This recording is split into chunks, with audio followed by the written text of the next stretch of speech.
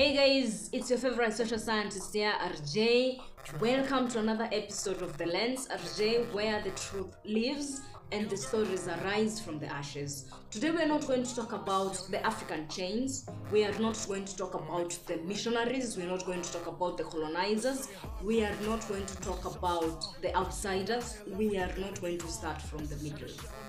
We are going to start from the beginning. The real Africa untold story. You see, Africa did not begin with slavery. Our story is far and beyond slavery. Before the slave trade began, Africa existed. And Africa has a soul. It had a soul even then.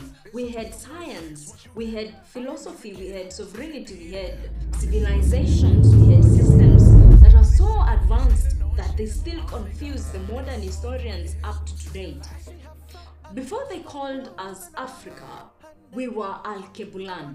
Al-Kebulan means the mother of mankind, the garden of Eden, the first heartbeat, the sacred womb of the earth. And what our ancestors called her is known as Al-Kebulan because our names stood for something. She had other names. Even before that, she had Taseti, she had Kemet, she had Kush, and she had Punt. All are rooted in the memory that no map can trace or show you. So the name Africa is not even ours. It was a label that is given to us. It is a label that is given to us by the outsiders, the Romans, the colonizers, the missionaries that could not pronounce our names. But our names were medicine. They stood for something. They carried our heritage. So when you change the name of a people, you try to change their identity. And by changing it, actually changing it, it means you rob them of their identity. So Africans, we struggle because, first of all, we struggle of lack of identity. We have no face of our own. We struggle with who we are and who we were told to be. Now, let's go straight to the point. The oldest bones of humankind, the Homo sapiens, were first discovered and found in Ethiopia. Now, Ethiopia is an ancient nation. If you read from the book of Genesis, the creation of the world, you will see that the four rivers that were flowing on the earth at that time, in the Garden of Eden, one of them passes through the land of Cush.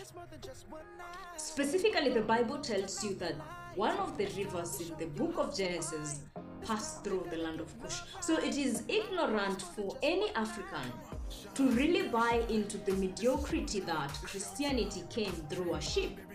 Or the book, the Bible itself, is a white man's book. It is not. It is not, because if you are right at the beginning of the whole story, it is best if you take ownership of your identity in the story and stop giving credit to these people. Now, this means humanity was born from the African soil. Adam and Eve must have stepped foot in the African soil. Yeah. So the river Nile itself is a very ancient river.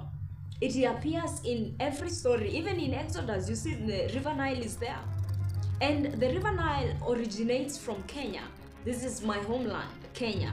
So we have the source, Lake Victoria, which is not even the name of that lake. That is just a name that was given by one of the outsiders after his wife. And I do believe that the people who lived close to that lake had a name for that lake before that Portuguese came to Kenya. So now, if we go to the home of geometry and astronomy and spiritual systems and the written languages that are before English and French and Greek, you will find that Africans used to write. How did we used to write? Now, if Moses is writing the 10 Commandments, it means that he has some writing skills with him, right? Yeah. So the written languages before the world had cities originated again from Africa. And this is why you see in the pyramids we have written texts inside there. Now, who is Pharaoh? The first mention of Egypt in the Bible also begins at the very door of the whole book. So the Bible is kind of the best history book that every African must read, just as an history book. Even if you don't believe in the story, Even if you don't believe in the God of Israel, and list on the history of Africa that is in that sacred text. Okay, now Africa wasn't waiting to be discovered. We were living our lives. You see, we were not just witnesses or bystanders, you know, like how they make us feel like we were illiterates. We could not read, we could not write, we couldn't do anything. No, man, we were the geniuses. We had the best civilizations before they came. Our civilizations were rooted on love, trust, and selflessness, communalism. This is where we looked out for each other. We were not civilized in or based on selfish interests. We were a community that coexisted together. You see, in Africa, when the whites came, they recorded for the emperors of the Britain at that time that they had never seen a land where there was no beggar. That was Africa for you.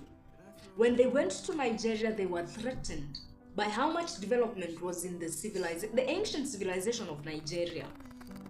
You see, it was Nigeria that helped Ethiopia to not be colonized. Why? Because Africa in itself is rooted in the spirit of brotherhood and sisterhood.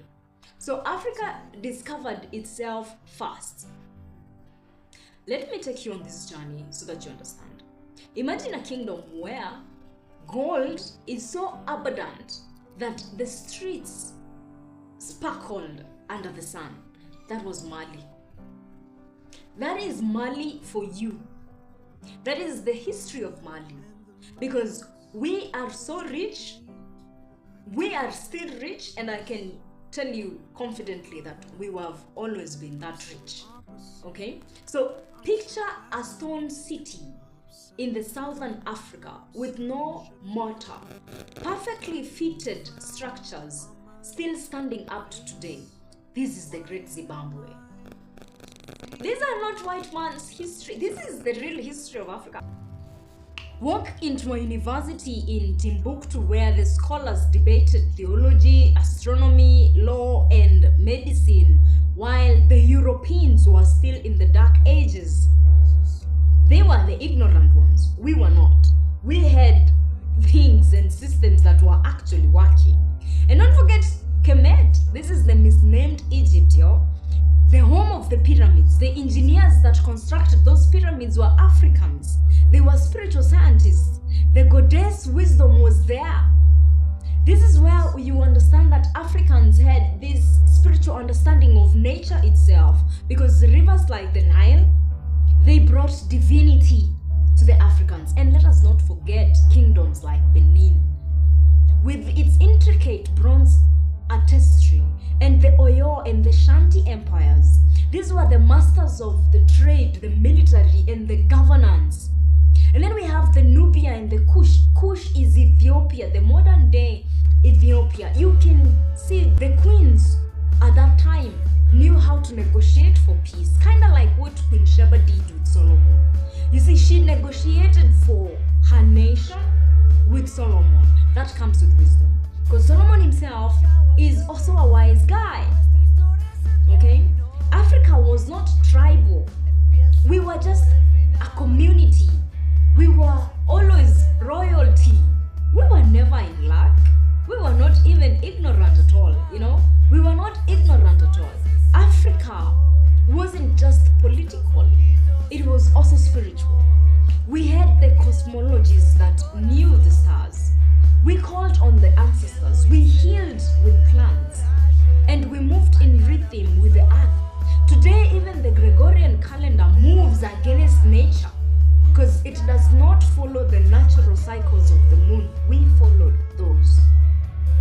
The moon has not forgotten its course, but we have forgotten our times and days, because we decided to trust the Roman to tell us when Monday is Monday and when Tuesday is Tuesday. So, Ifa from Yoruba people, the Kemet spirituality that spoke in Mat, that is the truth, balance, and justice. The Dagara people's elemental cosmology. The Ethiopian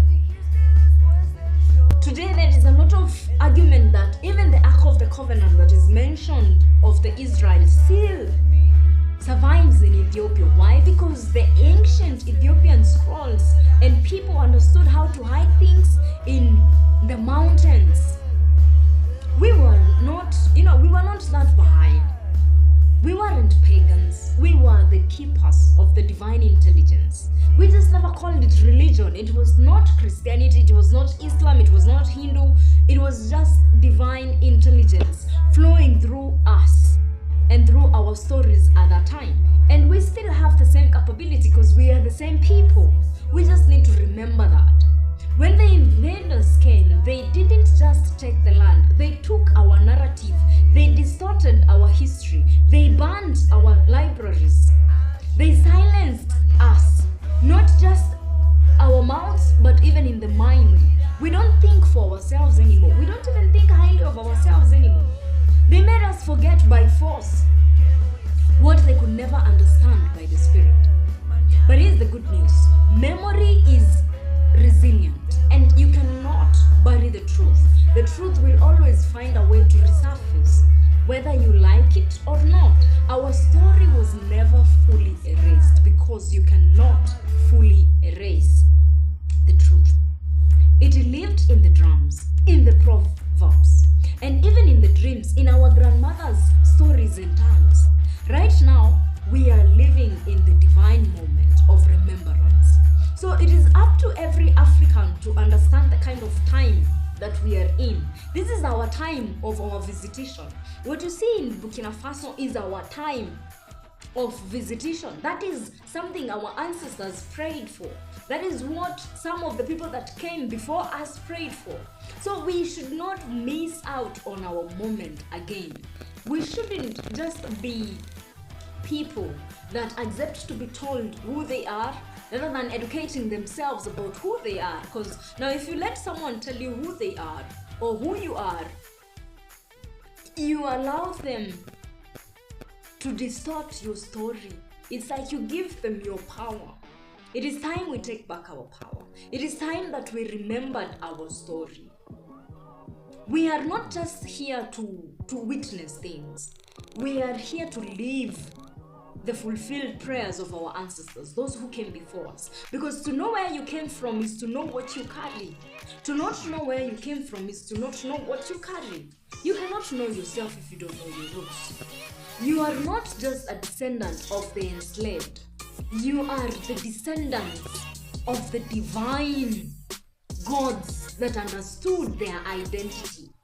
You see, Christians have a very huge problem.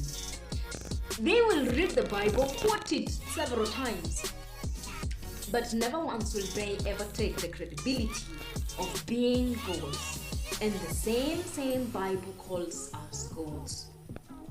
So when it comes to the revolution that we are seeking, we are not just seeking it from the physical aspect. This is a spiritual matter.